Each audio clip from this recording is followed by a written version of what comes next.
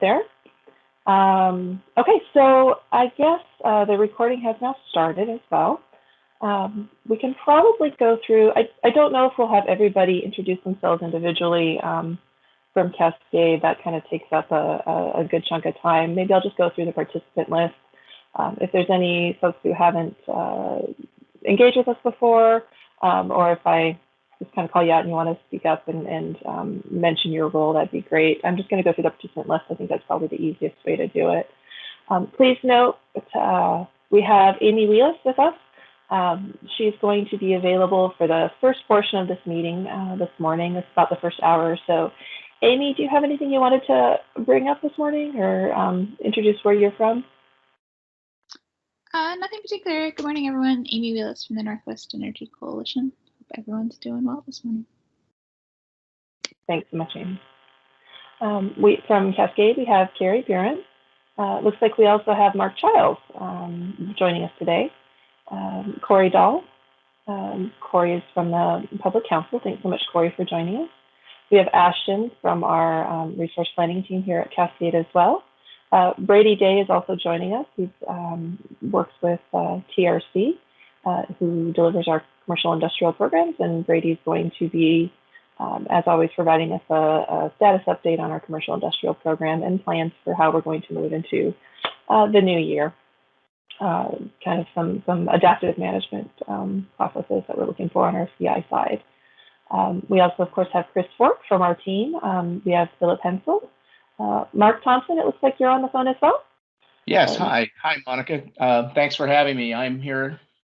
Good morning, Mark. Mark and Gil are doing our decoupling review and examination. So thank you, as always, for joining us. We have Sheila McElhenney from Cascade as well. Devin McGrill, who's also from our RPT team, resource planning team. We have Taylor Mead from my team, and Jocelyn Moore. Jocelyn, I don't believe that we've actually introduced you yet.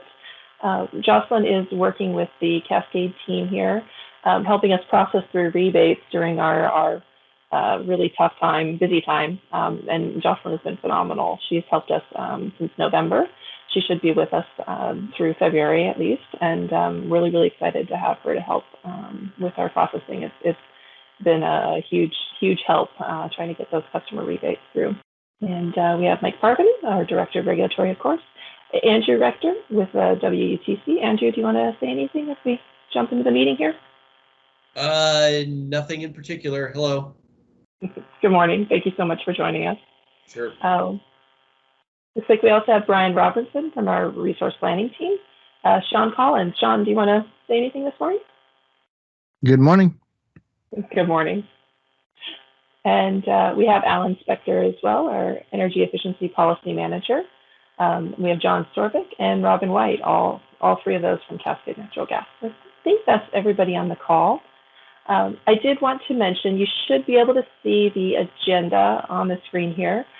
We have a new commerce representative on the Conservation Advisory Group. Previously, it was Chuck Murray. He has since retired. I got a notation saying that Glenn Blackman would be our new commerce participant. I did send out an invitation to him directly and kind of hoping he'd be able to be on the call, but it doesn't look like he was able to log in. So hopefully we'll be able to have some participation from commerce this year as we look at what energy efficiency can look like in the new 2020. So. Any questions, comments before I move on to review of our meeting minutes from Q4?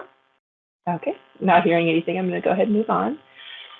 So I believe, let me just double check here. I think I have them. I will share the meeting minutes here.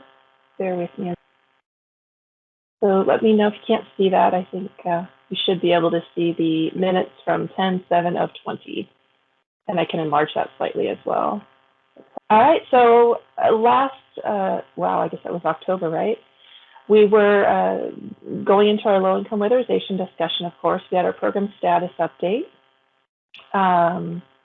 Just going to kind of slide through these. If anyone wants me to go in depth on any of the topics, I'm more than happy to do that. We did have a conservation potential assessment discussion relating to the supplemental task order that we'll be doing as part of the low-income deemed savings review through AEG. So we're excited to be able to get that kicked off. That'll actually happen this month is the starting for our phase 2 of the CPA. We talked about a little bit about what the low income program aspect of that would look like under that conservation potential assessment. And then Alan and Sheila mentioned that they were going to have the meeting with the agencies to coordinate. So I think we'll have some feedback on that today because we did have that meeting. I believe it was in December. Outside of that, of course, we did our program updates for the commercial industrial Q3 and the residential Q3. Talked about the commercial highlights from Brady. Excuse me. And then we also, of course, talked about the residential highlights. Forgive me, I'm just scrolling through. Let me know, anyone, if you want me to slow down. Of course, you do have a copy of these as well. They are attached to the agenda that was sent out. And then we talked about just where we were at with the COVID-19 effect on our programs. We'll give a little more update on how the year ended as part of our agenda today. Of course, our residential program activity, spoiler alert, we did meet our goal in 2020 for the residential program. We exceeded it slightly, so we'll talk about that as well here in a little bit. Our program uptake as far as rebate submittals remained pretty steady throughout the year, so it was we didn't see much of a downturn. In fact, we had a spike, and we'll talk about that as well. Let's see here, just scrolling through, and yeah, I think that was the majority of the topics. There, we talked, of course, about the integrated resources plan that is going to be filed officially in February. So we're working on those edits right now, and we do have Brian and the folks from his team on the call if anyone has any questions about the IRP reporting process. And we'll also talk about a little bit of, in this meeting as well, what we are about phase 1 and how we're going to include that in the IRP. So we'll get into that shortly. We talked about our goal setting for the year. We did add an agenda item for Q1 as for the action item.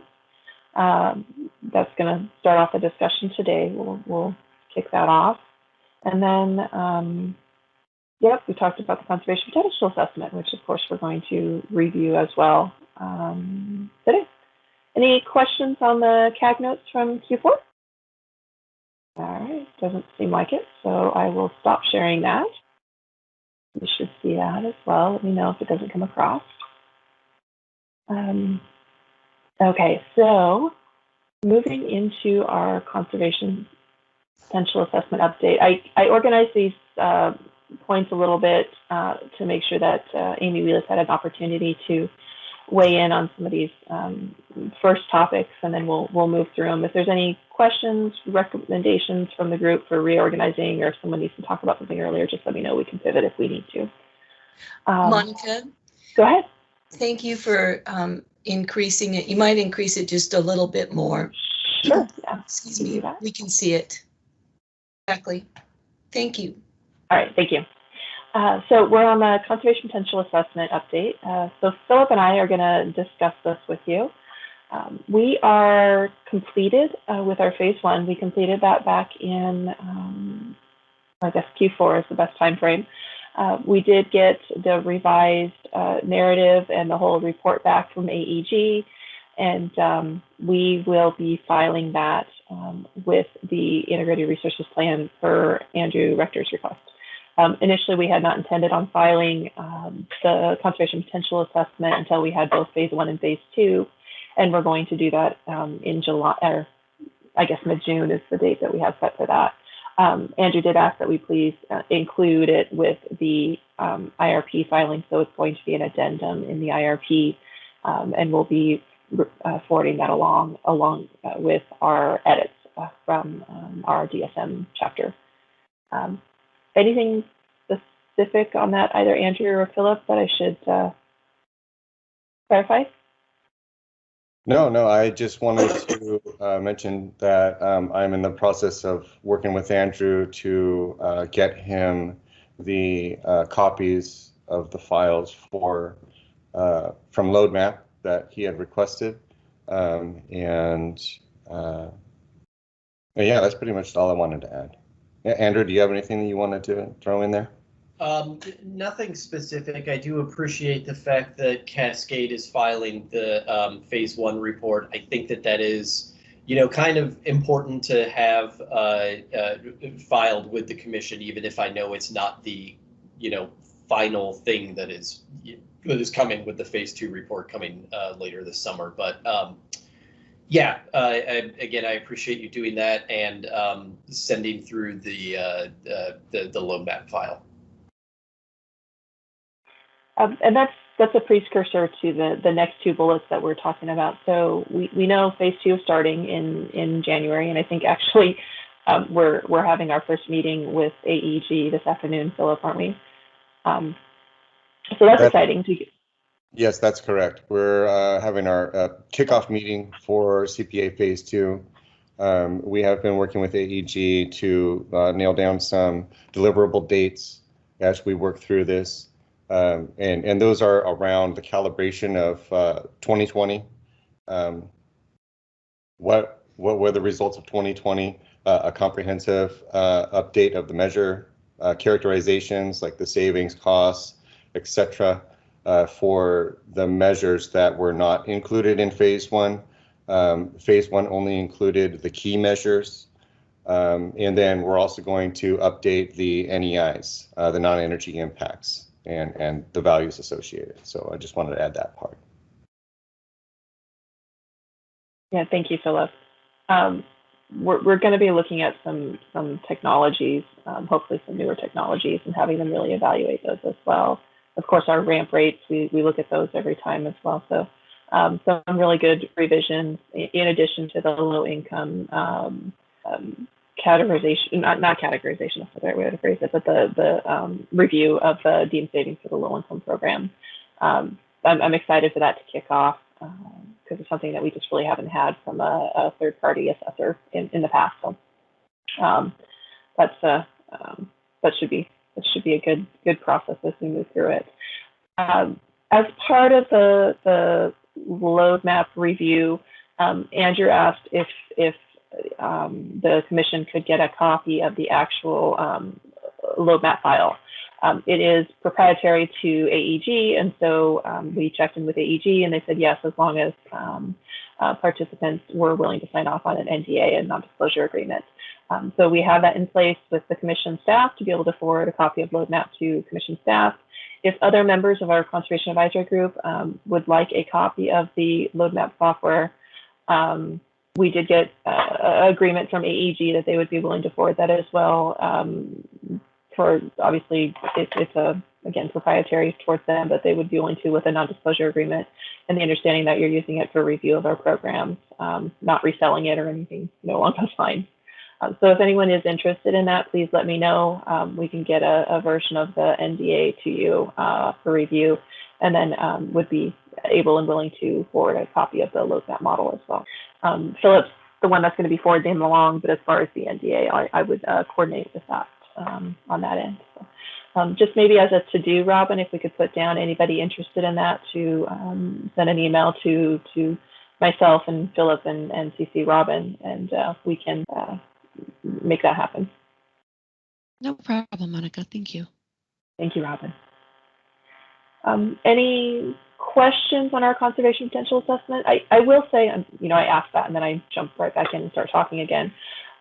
We want to make sure that we keep the members of our conservation advisory group as engaged as you would like to be. So we will be sending out periodic emails as check-ins. Hey, this is where we're at. This is what we're doing.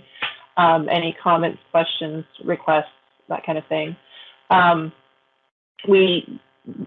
Andrew had noted, I think it was at the end of last year, that we may need more than 4 CAG meetings this year. So officially we have the 4 quarterly meetings on the agenda because of the conservation potential assessment, and because we're transitioning to a biannual conservation plan. We might be reaching out a little more frequently than we otherwise had. I wouldn't say it's obligatory, of course, but we want to make sure that you have every opportunity to weigh in. So periodic, whether that's via email or if it's a kind of an ad hoc meeting, we'll offer those up to the group as well so that you have a chance to engage on that conservation potential assessment as much as you would like to. Okay, I will stop there. Any questions or feedback on our conservation potential assessment plans for the first quarter? Excuse me. I don't have any questions or anything at this point. I have started to read a handful of pages of the first phase CPA, and unfortunately just haven't gotten any further yet. We've got draft electric IRPs that are in the door, and that's taking up a lot of time at the moment, but I've got time marked out on my calendar in the next week or so to read through it more. Okay, that's great. I know AEG is very good about answering questions and providing feedback, so we'll, start off this afternoon and then make sure we give, insight into what steps we're on as far as that conservation potential is related. And really the CPA phase 1 is a good indication of the types of steps they take, the type of review they do of our different sectors and the building, the makeup of the type of equipment in it and all that good stuff. So it's a good preface. I will say phase 1 is very similar to the conservation potential assessment that we had done initially with AEG. So it's kind of working off of that same template. And some of you, of course, were engaged with Cascade when we did the original CPA with AEG. And I'm sorry, I keep throwing around acronyms. I'll try to curtail that a little bit. Conservation Potential Assessment with Applied Energy Group. Anyway, okay. I think that was it for me on introducing the CPA. I'm going to go ahead and move on to our next bullet point here. It is benchmarking preparation for HB 1257 compliance. So we have been working diligently, and I say we, really, I mean Chris, because Chris Fork has really taken the reins on helping Cascade make sure to accommodate everything we need to for the benchmarking aspect of HB 1257. That's, of course, relating to having a portfolio manager fully available to customers so that they can benchmark their properties and comply with the Clean Buildings Act, a subset of HB 1257. As part of that Clean Buildings Act, I'm sure many of you are familiar, but I'll give you a really brief overhaul. And of course, actually, Chris would be a better one to do this, but I'll weigh in and ask Chris to please stop me if I'm misstating something. The Clean Buildings Act pertains to commercial buildings in Washington State at 50,000 square feet and above. They are required to meet a certain level of the EUI, energy intensity. Chris, you're gonna have to save me here. Energy use intensity. EUI. Exactly. Yep. Okay. You got that. Energy use intensity. And if they're, below, if they're using more energy essentially than the average property of that size, then they are required to put in specific types of upgrades to meet the EUI. I'm oversimplifying, of course, there's more to it than that, but as part of it, they have to benchmark their energy use so that Commerce can tell them, okay, this is what your use is. We're identifying you as a building owner that needs to improve the EUI. So under that auspice, there's a lot involved in that. The actual program itself doesn't really go into effect until 2026 as a requirement. A precursor to that is July of this year. Those building owners will be notified by Commerce that it applies to them, and that they will need to look towards improvements in the future. They do have an early adopter program where there's actually, I think it's $75 million worth of incentives available for those early adopters if they jump in ahead of time to try to do those upgrades early. We are prepping to make sure that we can accommodate those early adopters. We've been engaging with Commerce directly. Chris has reached out to Commerce and has reached out to fellow utilities to say, okay, how are you going to accommodate what Commerce is looking at? How do the utilities going to be responsible for actually paying for the incentive for the building owner. So we're making sure that we understand what the methods are for us to pay that and then get reimbursed through a tax through the tax system. So it's a little bit convoluted. They're still working on the whole process, and of course, Andrew can of course correct me if I've misstated as well. But that's a very brief synopsis. We are very engaged in it. I'm really happy that Chris is helping us make sure that we're prepping to be able to meet those requirements. So I think we're very well positioned to do that. I think Commerce still needs to iron out some of the wrinkles. They still haven't decided exactly how they're going to identify those buildings. There's a lot of, they're going to county assessors, and a lot of the assessors' websites aren't necessarily accurate when it comes down to specific size. So I think they're even looking at a range of 40,000 and above just to make sure they capture everyone that is in that 50,000 range. And just to give you an idea, a 50,000 square foot building would be equivalent to like a grocery store, like a Hagen size or Albertsons or Safeway or something size grocery store. So we've also kind of looked at our customer base and trying to narrow down how many customers that would actually pertain to for Cascade's Washington programs. And it's an interesting question. We don't track building size from our customer service standpoint. So our Oracle customer care and billing system, thank you, sorry, I was trying to think about it, doesn't track the size of the building, so we don't automatically have something that we can just go to and say, hey, this is the size of the building. We can talk to the county assessors, and we've talked about doing that. We've done that in the past, like in Bellingham, when we were trying to identify residential buildings. So we're, in narrowing it down, we think probably, Carrie, what was it? It was like around 100 or so, and then we really think of early adopters, maybe probably less than 25, I think. Yeah, I think, what I did is just looked out and looked for some aggregated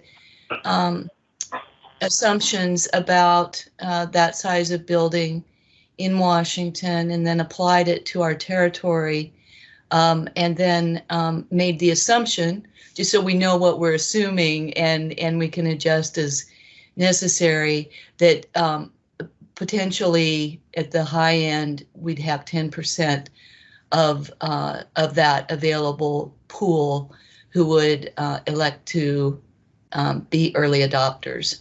Very unscientific. Thank you, Carrie.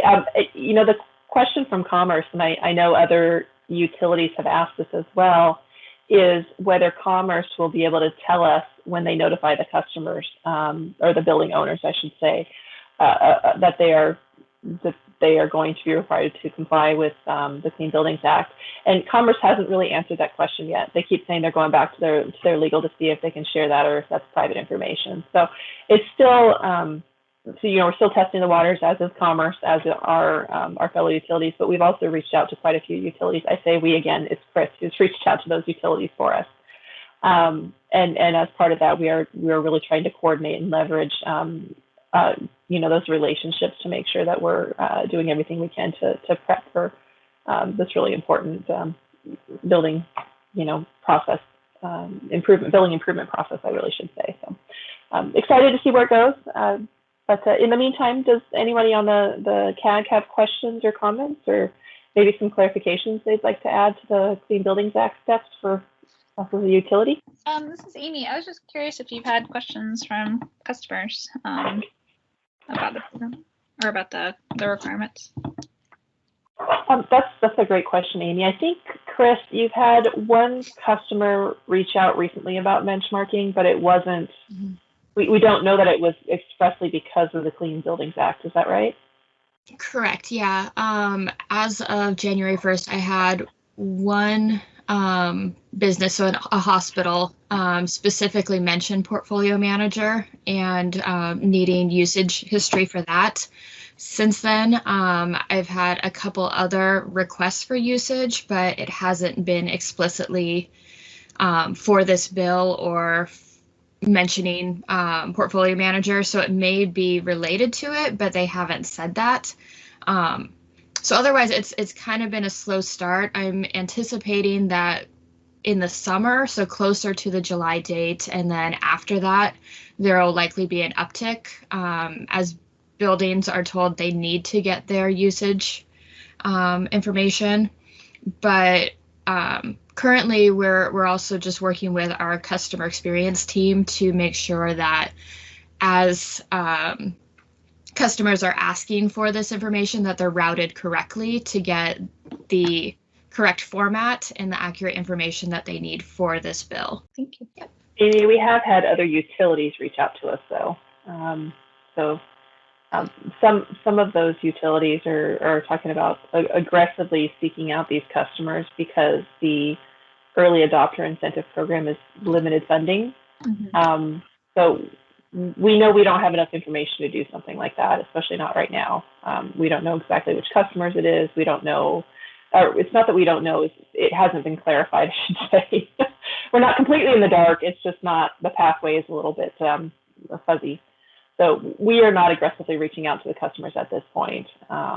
Once we get more clarity from Commerce, then we certainly will, evaluate what that impact is to our customers. But yeah, I know utilities are very aware of the program, and I've just been tracking some of the outreach materials that Commerce and WSU are starting to develop. And if you all hear feedback or if you have other ideas on what would be helpful, to just alert customers or the kind of industry folks who would be working in these buildings, love to chat more. Yeah, that's a great point, Amy. I think I saw there was going to be a meeting. Chris, which industry was that? Was that the lodging association? Was it the hospitals? I can't remember. There was a webinar this week, last week on Friday, with hospitals and how they were going to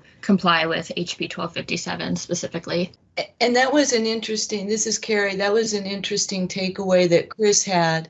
One of the things that we were wondering was about the auditor pool and who would be helping these customers and how we could provide some guidance to interested customers if they needed some technical support. And Chris, in some of her research and talking to customers, said that they seem to, some of these larger facilities seem to be prepared to roll it into their capital budget and their improvement projects in general, and just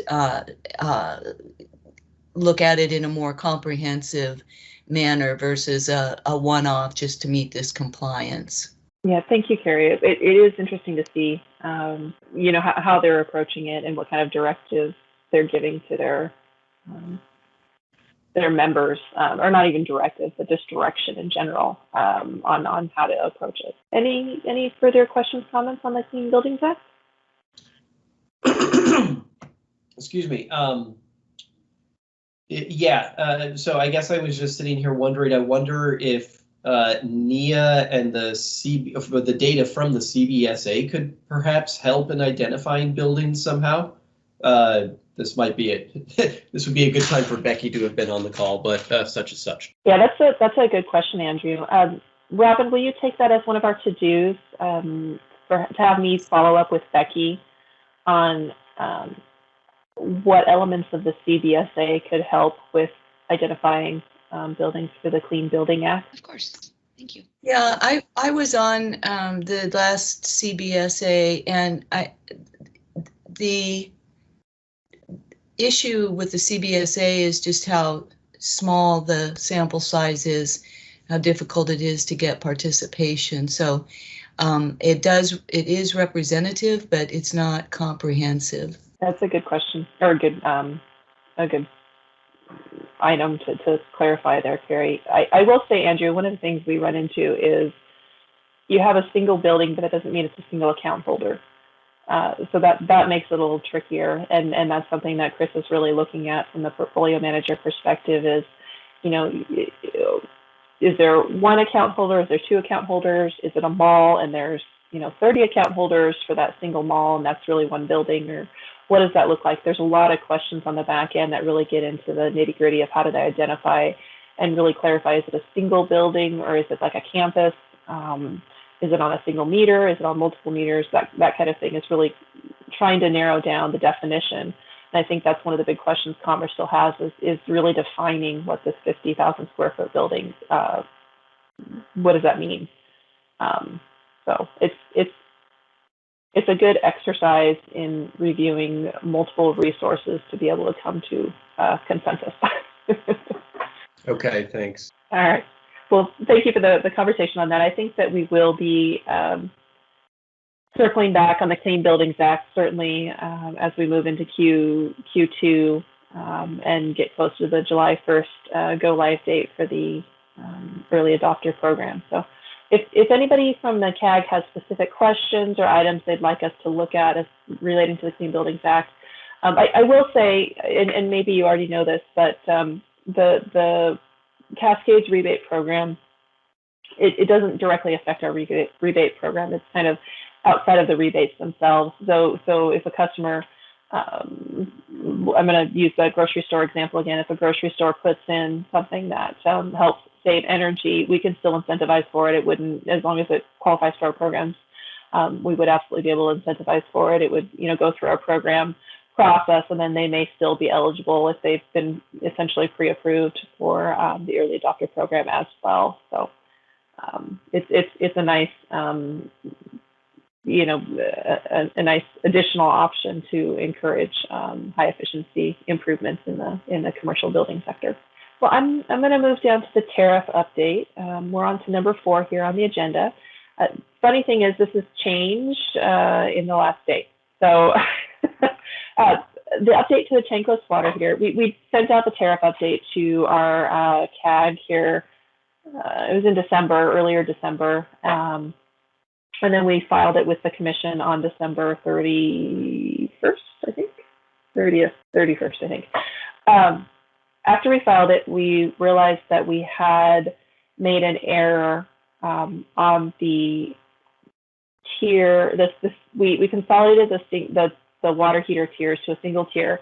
Our intention was to put it at a 0.91 UEF level, and we had left it at the 0.93 UEF, which used to be the higher tier for the tankless. We have since corrected that as a substitute filing with the commission. Our software, LoadMap software, does identify the 0.91 UEF level and the savings associated with it. So we're entirely comfortable with that. It was an error. We intended for it to be 0.91 upon consolidating, and we didn't do that. So we wanted to let the CAG know about that change. Additionally, the tariff is on the no action agenda right now for January 28th commission meeting. Having said that, as of January 8th, there was a change from the Building Council, the Washington State Building Council, where they delayed implementation of the building code. It was going to go into effect on February 1st. They delayed it and said, okay, July 1st is when it's actually going to go into effect. The new building code, I'm sorry, is there a question? I have an update on that. The governor repealed that delay yesterday, so it is now February 1st again. Yeah, exactly, Amy. That's what I was going. So you took my punchline. No, that's the funny thing is we had to file a substitute filing. So now today we are going to do a revision to the substitute filing because really the only thing in our program that affects is our programmable thermostats. As far as our offerings, I should say, is the programmable thermostats for the new homes. They are code as of February 1st, so we will not be offering them.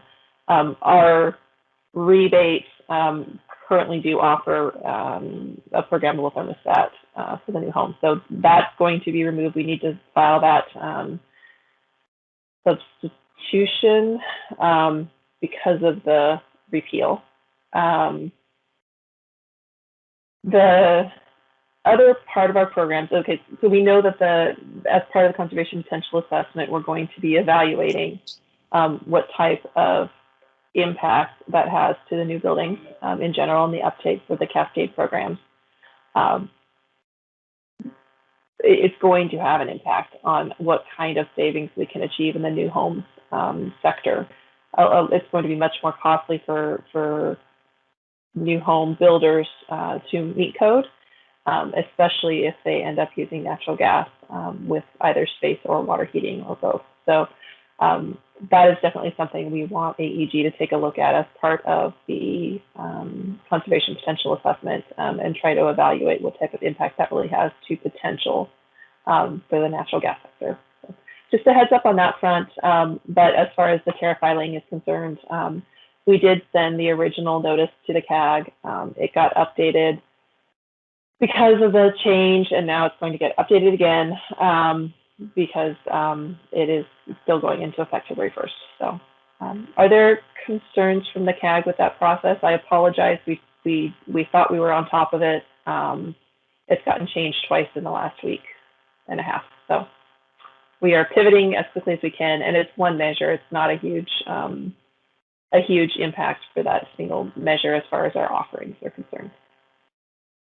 So just to review, I think you said that this is primarily or perhaps only impacting the smart thermostat measure, and especially as it relates to new construction?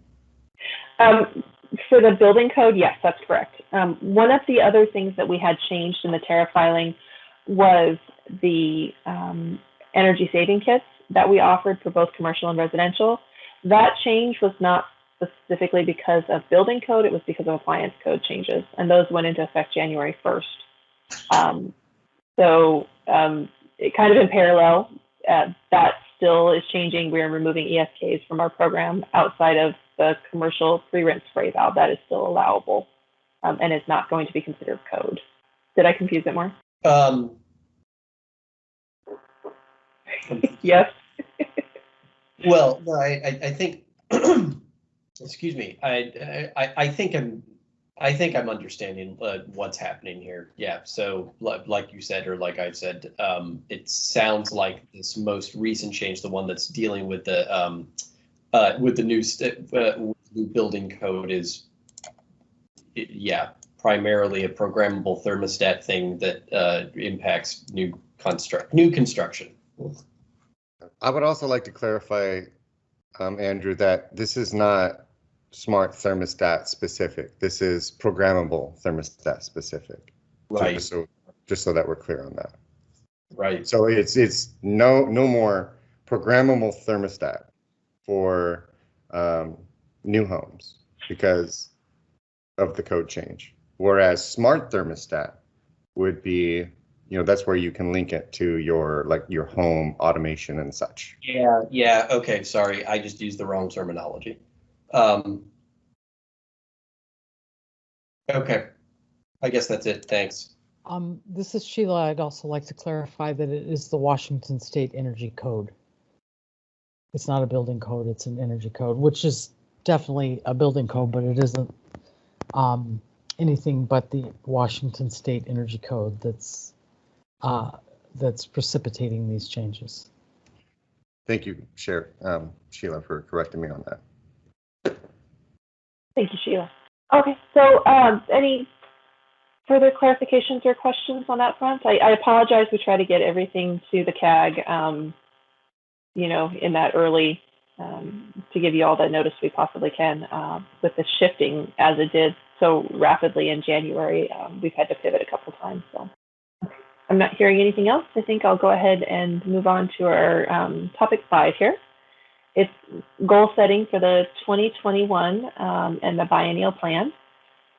So we prefaced this in Q4's meeting. Our residential program has a fairly high goal compared to what we've actually had the goal set at the past. Same with the commercial industrial. Low income, we've set pretty similar to what we achieved last year. So our total overall savings are fairly high. These goals were set outside of looking at the potential impacts from COVID-19. is strictly using load map, strictly running load map based on the updated inputs from our avoided costs from the recent integrated resources plan. So in light of economic impacts and impacts to the building industry and everything relating to, COVID-19, what should that look like? What can that look like for maybe creating some alternative scenarios through load map if we can for more potentially realistic goals based on recovery from the impacts of COVID-19. So maybe I'm not phrasing that quite as well as I should, but that's the bullet. That's where we want to look at. What kind of questions would we have to be able to talk about and potentially shift within load map to be able to run some alternative scenarios? The reason I mentioned that is we, again, talked about it last year in Q4. We've also prefaced the conversation with AEG as far as, is load map able to run a scenario based on economic impacts? And the short answer was, well, no, it wasn't built for that specifically. We can't run something and say, okay, there's been an economic impact. How does that look now? What they did say is we could really look at what inputs we have within load map. And as part of that, we could also discuss with our conservation advisory group, what types of areas would we think would need to be updated or shifted to be able to run a reasonable alternative scenario. We decided to move that route. So I would kind of like to open the floor to Phillip to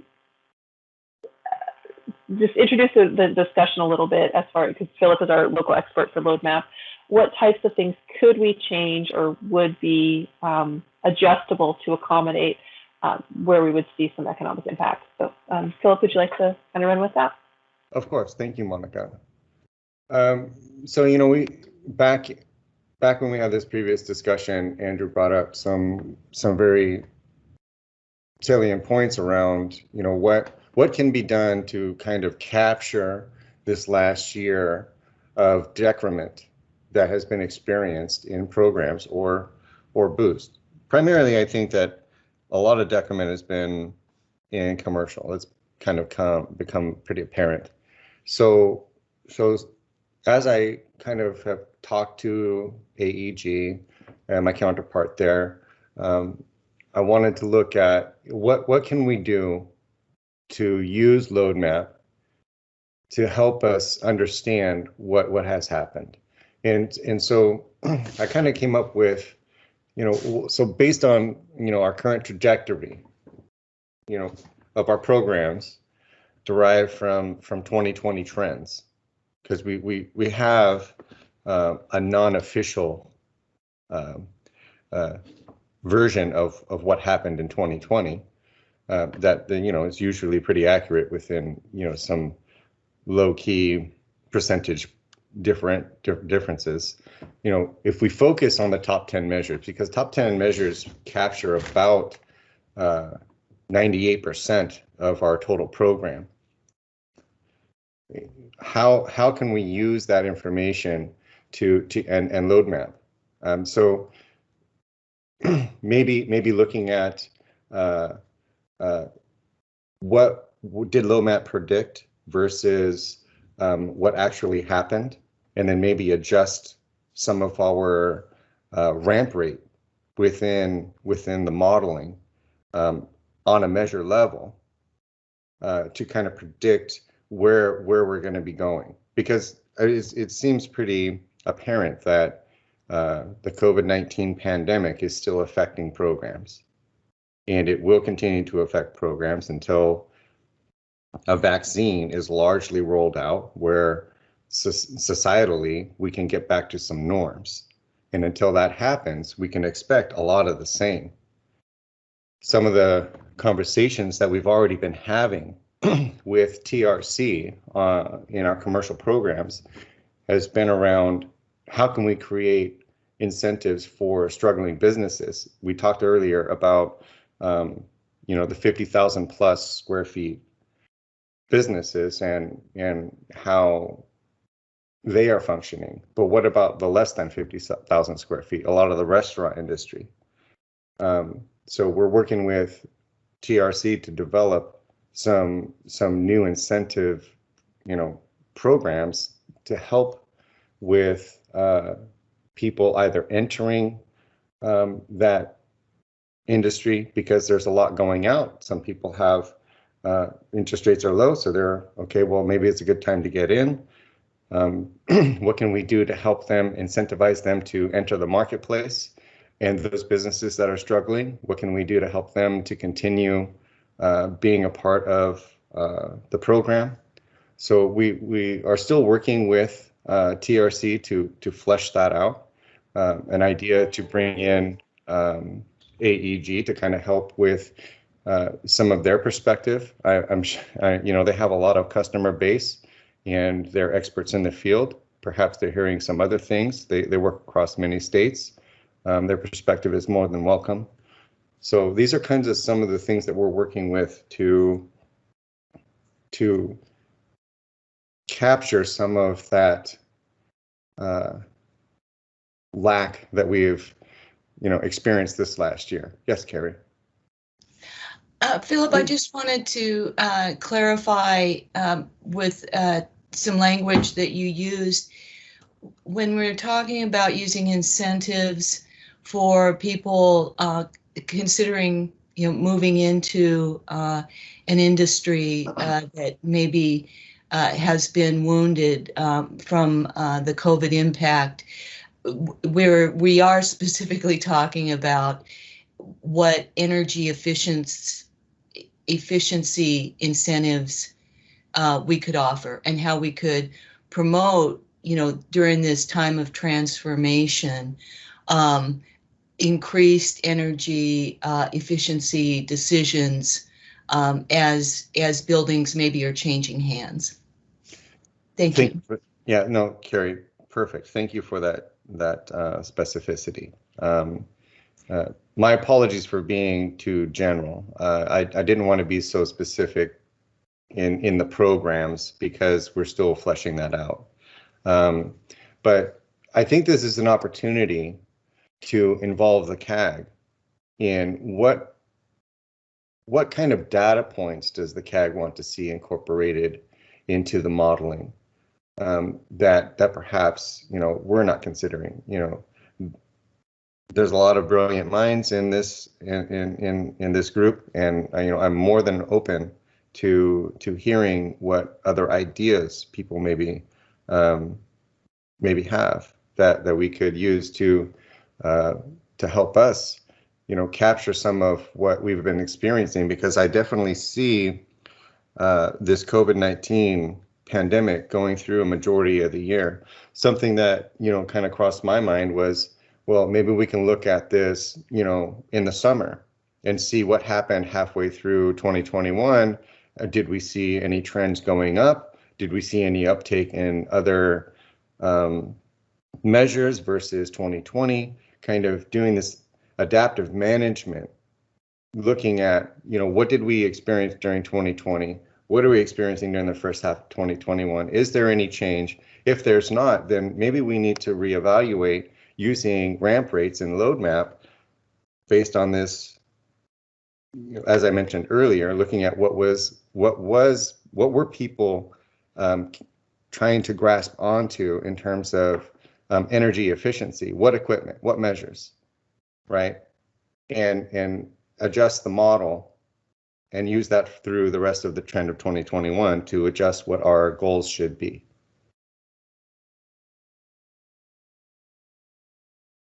This is where I would love to welcome some thoughts.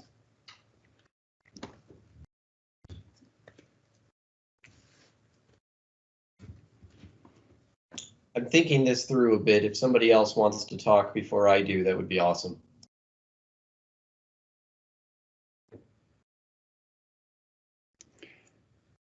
So I will say, this is Monica. The impetus behind us asking is not that we want to just get lower goals. We know the goals are set. We know they're set for the year. So that's not so much the impetus. It's looking at really where are we at? We're going to have our conservation potential assessment in January through May, submit it to the commission in early June or mid-June, I guess it is. At that point, we're looking at what does goal setting look like for the next, biennium. So it's not so much trying to reevaluate as it is looking at it from a new perspective. We're talking adaptive management. We're talking about, we're going to drive for everything we possibly can for savings. We have a huge queue right now in the residential front. We have a really good look at what our commercial industrial, a good start on commercial industrial, let's say, for the new year. So outside of that, what do we think the true impacts of the economic effect has been from COVID? And really, it's not just right now, it's that recovery process. And that recovery process is it's not going to happen immediately, and we know that. So in the essence of trying to improve our forecasting and really, pivoting, as I mentioned earlier, we're trying to look at these things in real time. What types of things do our CAG members believe we should look at and considering if we are going to try to run some alternative scenarios through LoadMap? What types of input? Go ahead. No, and that's excellent, Monica. And I would also like to point out that, this is an opportunity to think outside the box. We, as a utility, we tend to kind of, coalesce along and what the standards are and what the norms are. This is an opportunity to think outside the box. We've been working hard to do that. We've been working hard with TRC to do that. But the whole purpose of the CAG is to offer perspectives from so many different stakeholders. And I'm sure there are ideas that we can't capture because we're not that demographic, right? So I think that right now, look at TRC. They have this huge project. They're going to meet goal probably after Q1, Q2. But if we, and then they can just kind of go along and, status quo. But that's not what we want to do. We want to take this opportunity to maximize the customer opportunity. And if we can capture the different perspectives as much as possible, then we can, exceed our goal even more than what might be there. This is an unprecedented time, and we have an opportunity to really think outside the box, and that's what I'm really trying to capture. Hi, this is Brady. It's probably worth me, with TRC, we manage the commercial industrial program. I think one thing that would be helpful too, we're going to discuss a review of 2020 and a projection for 2021. So we'll share some of our adaptive management plans then, but I think I just want to call out and appreciate Phillip for, we've been thinking about this for some time now. So we do have some ideas, and maybe after I share some of the thoughts that we have for 2021 and beyond, we can share other ideas, other thoughts, feedback that you all may have. So I appreciate the conversation, and we do, as you know, take your input and work it into a lot of what we already have planned and adjust plans accordingly based on that adaptive management model. So, thank you very much, Brady, for that. And and I don't want to just call out commercial specifically. Commercial is kind of a focus because they were mostly impacted, but this also is an opportunity for residential and low income, which I'm sure we're going to touch on later. So maybe think about it, and feel free to email me or Monica or Carrie with Brady with any ideas. But the point that I'm trying to convey is that we are fully open to what is feasible. Sure. I appreciate that fact. And so I'll follow up on what Brady just said and said that as Phillip has been talking, I've been sitting here and thinking of one or two things that I think we can talk a little bit more once Brady gets into his section. And they're kind of adaptive management stuff. So I'll leave that for the time being. In terms kind of what Phillip, I think the way you kind of put the question, I noted you said something along the lines of what data points do you need to consider as you're, kind of thinking about these things, possible alternative scenarios for load map and such. I mean, I have a couple of thoughts, and I feel like maybe if we have a separate conversation where we can perhaps brainstorm a little bit more in depth, that might help me personally a little bit after I have some more time to think about it. But off the top of my head, I'm kind of thinking like if you're not already doing this, doing some sort of comparison of 2020 versus the last couple of years, 2018, 2019, maybe, on specific measures and see, which of those measures specifically did fall short or conversely, perhaps get more popular in 2020 as opposed to previous years. Things of that nature. And I was also sitting here kind of thinking to myself, maybe this is a rudimentary question, but perhaps one that you can answer a little bit, which is just like, how do we come up with ramp rates specifically? Like, I have a general idea of what they are, but I think you mentioned specific data points that need to be considered, and that was kind of the first thing that popped into my head was like, are there specific data points that go into creating a ramp rate that maybe do need to be tweaked a little bit because we live in interesting times? I don't know. Those are my thoughts off the top. Exactly. Thank you, Andrew. And to answer your first question, compare 2020 to previous years. We have been, this year we adjusted at the beginning of 2020, we adjusted to looking at the previous 3 years. And so all of the monthly reports have been looking at 2020 versus the previous 3-year aggregate. Drilling that down to look at specific measures, I think is a fantastic idea. And I thank you for adding that. In terms of ramp rates looks at historical program uptake, right? So, and then that is how a ramp rate is basically looking at what is this measure going to do in the future? And that looks at current measures and emerging technology. So when it comes specifically to emerging technology, it's more of a market uptake extrapolation.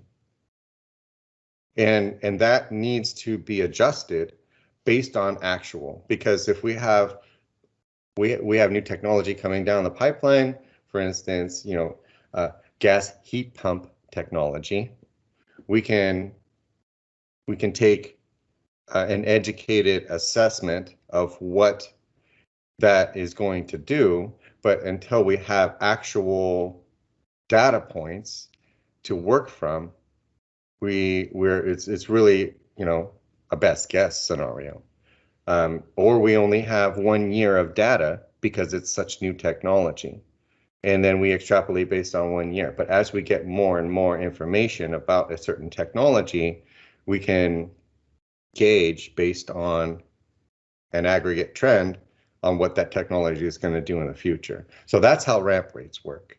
You have an established technology like furnaces, 95% furnaces. We have a lot of data, so it's pretty stable in what the ramp rate looks like. The newer the technology, the less data we have, the less stable our projection is going to naturally be. So does that kind of clarify for you, Andrew? Well, it sort of does.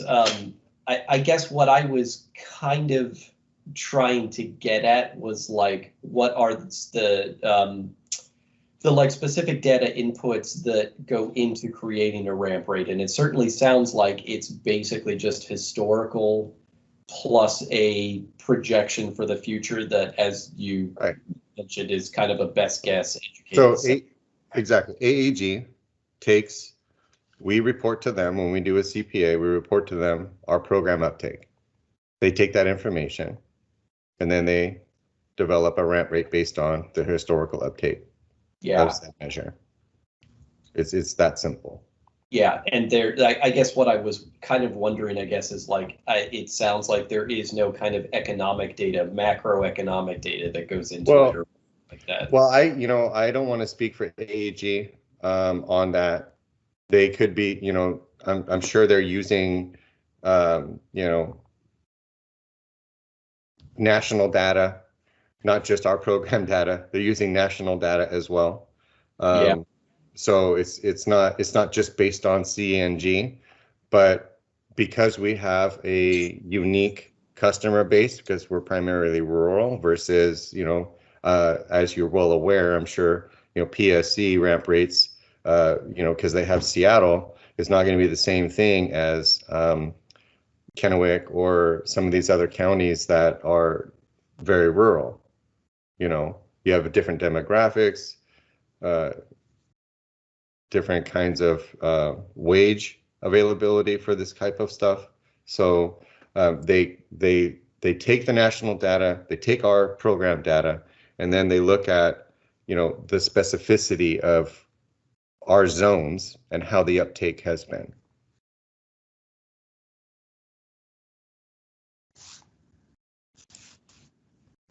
Interesting. Okay. Yeah, this is Carrie.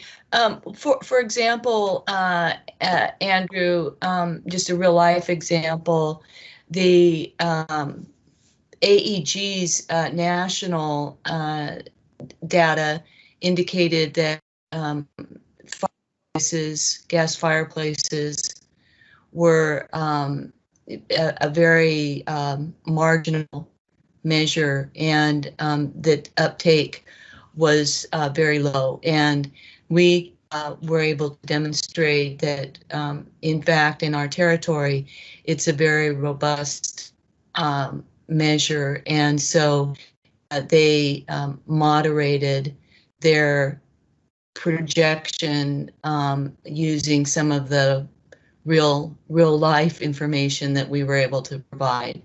So it's an iterative process.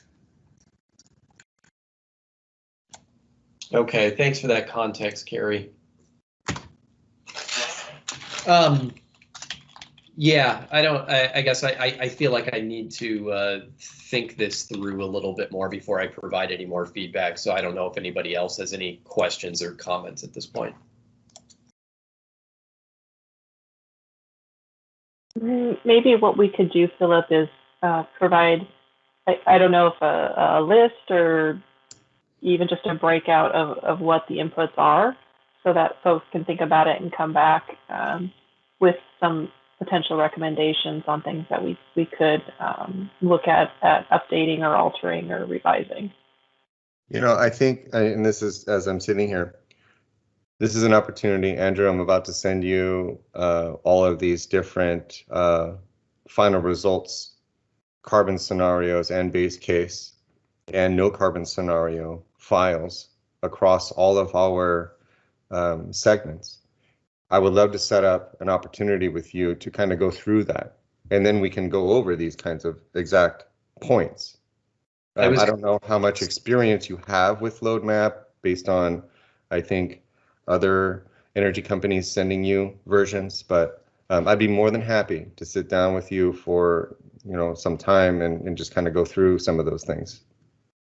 I was kind of thinking the same thing, that once I have a little bit of time to poke around with load map a bit, it might help me kind of think through other ways to look at it or other questions to ask. So yeah, that works for me. Thanks. Excellent. Does anybody else in our CAG have any questions or ideas or anything surrounding this topic that they would like to add?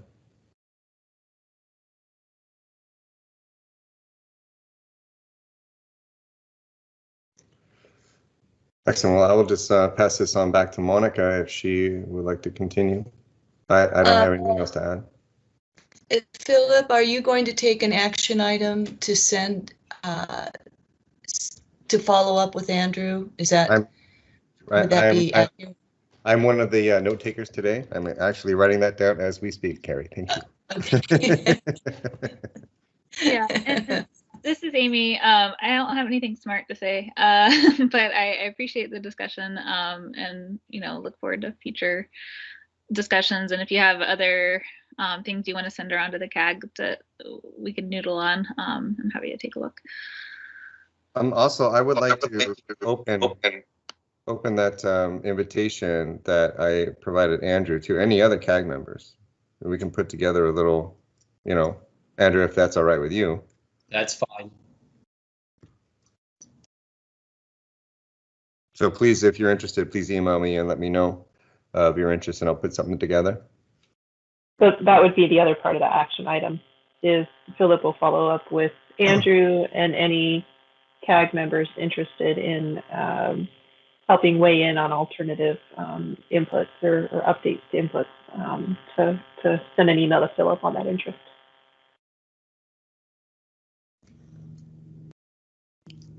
Monica, can you please repeat that for me? Thank you. Yeah, so the action item is for Philip to follow up with Andrew on alternative scenarios or updates to inputs relating to COVID impacts, economic impacts maybe instead of COVID. And then the second part of that is for any other CAG member who's interested in that discussion to email Philip. Thank you. And Philip, thank you for the help. I am one-armed. No problem. Great job on that, Philip. Thank you for leading that part of the discussion. Oh, you're welcome. I'm going to stop sharing this screen then and go back to the agenda. The other item on the agenda, sorry, let me get back to it here. Relating to goal setting, it is the feasibility of updating the goals for the commercial industrial program as part of our biennial plan into a 2-year goal instead of a single year. We've talked about this in the CAG in the past, and I'm not sure, I'd have to go in depth a little bit more with Andrew as far as what the other utilities do for their biennial plans. We do find that the commercial industrial customers tend to, a lot of the projects they put into place, it's not a 1-year project. It runs into the second year with their financial planning and their fiscal years and all that. It tends to, we ebb and flow quite a bit. One of the suggestions that we've had to be able to accommodate that and better plan and forecast for savings would be to look at a 2-year goal versus a single-year goal.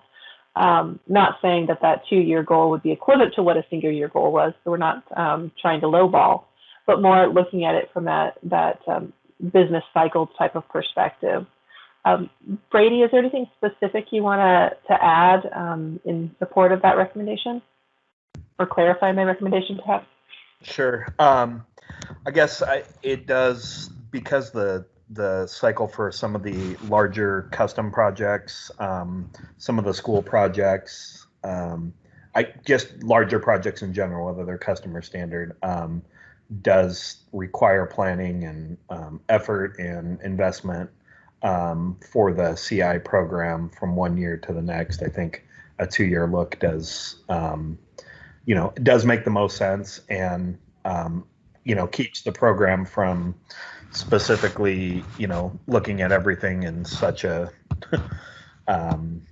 short-term myopic way. So, I am definitely supportive of it, but I also understand, there may be some questions and some adjustments that need to be made accordingly with that. So, available to answer those questions or assist in any way.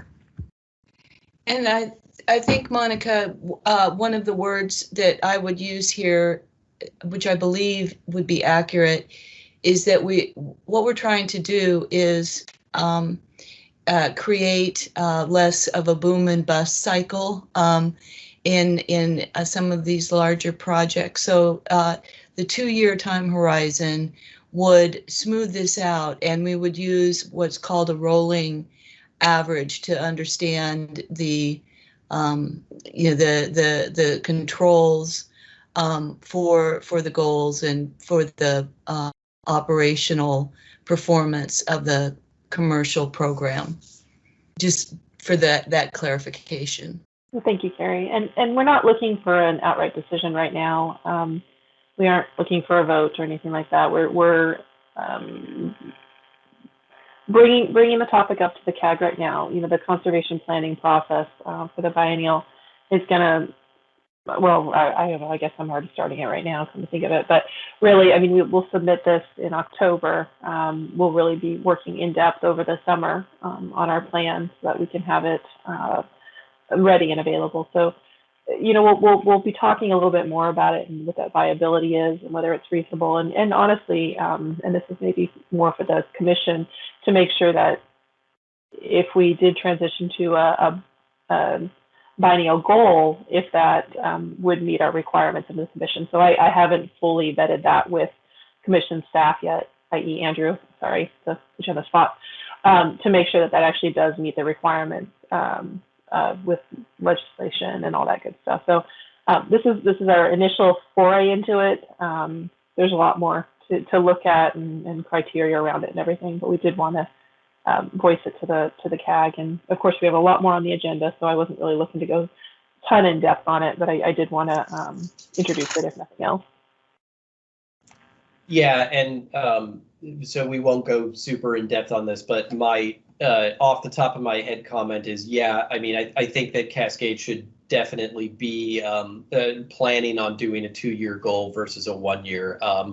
I would, as you're going through this process, my suggestion, piece of advice would be definitely lean on the other LDCs in the state that have been doing the 2-year goals for a while, specifically PSE and Avista, or at least I assume Avista has been. So I mean, they kind of have been. What is the word I'm looking for? I mean, they've been going through the biennial planning process for a while, and I'll backtrack a little bit and just say, yeah, their natural gas goals technically are 1-year goals. But yeah, they because they're doing the biennial planning process, they could certainly be of benefit to you, I guess. So. No, I appreciate that, Andrew. That gives us a little bit of context too. So we'll explore it more. Excuse me. We will explore it more, and we will, you know, do a little more research with our partner utilities to see how they work with the 2-year versus the single-year goal setting. Any questions or concerns from the CAG members at this point in time? Okay, not hearing any, so I'm going to go ahead and move on. Thank you for that, Andrew. I appreciate the context and opportunity to put it out there for our advisory group members here. Okay, I just want to do a quick time check. It is 10:20. We have our quarterly update. That can take a little bit of time. I'm just scrolling through here so I can see where we're at. Then we have our commercial. We're going to start with that one. We'll go to residential. Sorry for all the pages here. Residential, we've got some nice little data points that we want to provide to you as part of our discussion. Then we've got our commercial industrial adaptive management plan. We're going to do a really quick base touch on where we're at with our point of sale update. Just a mention of our internal EM&B plan and timeline. Yeah, I think, and then we've got the low income discussion too. So we've got still a lot of robust discussion. I think this might be a good time for a quick 5-10 minute break. Any opposition from the parties here? That's fine, Monica. Okay, so why don't we go ahead and take a break, and we'll come back at 10:30. It's now 10:21. That'll give us 9 minutes. Thank you. All right, thanks. I'm going to drop off, but good seeing you all today. That's great. Thank you so much, Amy, for joining us. Thank you, Amy. All right, everyone. Talk to you in a few minutes.